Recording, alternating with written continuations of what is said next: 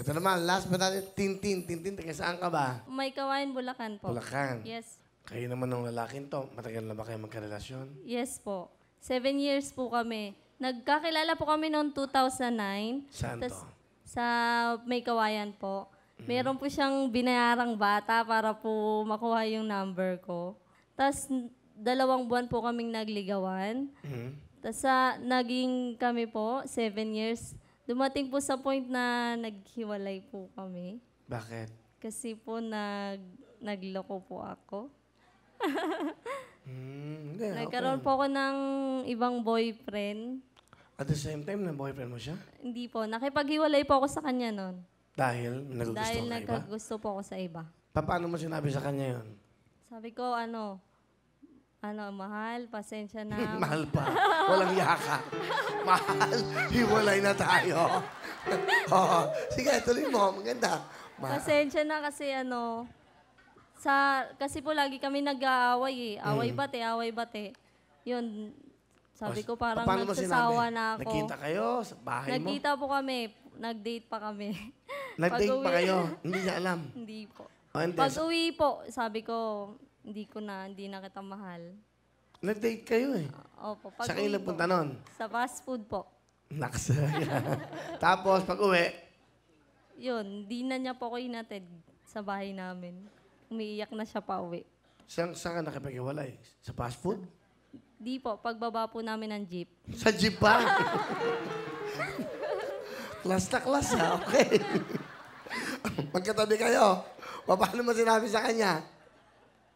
Pagbaba po namin, sinabi ko sa kanya na Kasama ka. hindi na kita mahal, may nagugustuhan akong iba. Ang sakit naman nun. Kaysa po lokohin ko siya, pagsabayin Pero ko sila. paano mo niloko siya? Karelasyon mo siya, pero may nagugustuhan kang iba.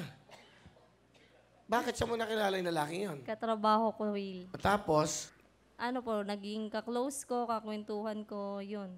pero may Nagkagustuhan. karelasyon ka eh. Hindi ko din alam eh. Basta na lang nagkagusto ako. Pero lang yun, 6 months. Naghiwalay din kami kasi parang walang pangarap sa buhay. Bakit nagustuhan mo siya ulit? Siya po, nagpursige po siya na magkabalikan kami. Kaming dalawa. Tinanggap niya po ulit ako kahit nagkasala ako sa kanya. Sige. Dakilang pag-ibig, pakilala mo na. Pinapakilala ko pa yung gwapong-gwapong mapapangasawa ko, si Edwin. Will, magandang gabi, Will! Kumusta? Mabuti po. Ano trabaho mo? 11 years na po ako sa paggawa ng suka po, tsaka Suka? patis. Opo. Okay, saan yan? Saan lugar? Bulacan po, may kawayan.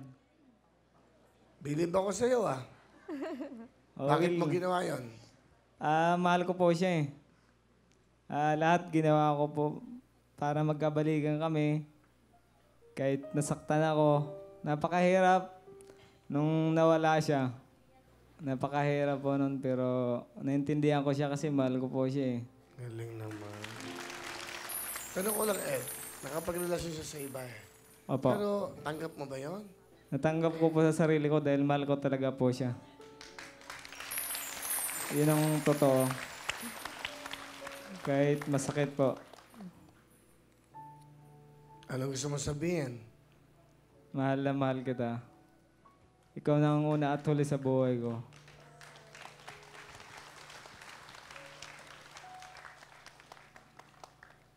Tin, Mahal, salamat sa lahat. Patawad sa nagawa ko. Promise di na yun mauulit. Ikaw na yung huling lalaking darating sa buhay ko. I love you. Love you too.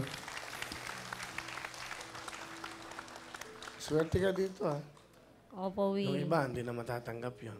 Pero sobrang mahal na mahal ka na lang. Swerte ka dito Swerte siya sa'yo. Will, pinipayakap.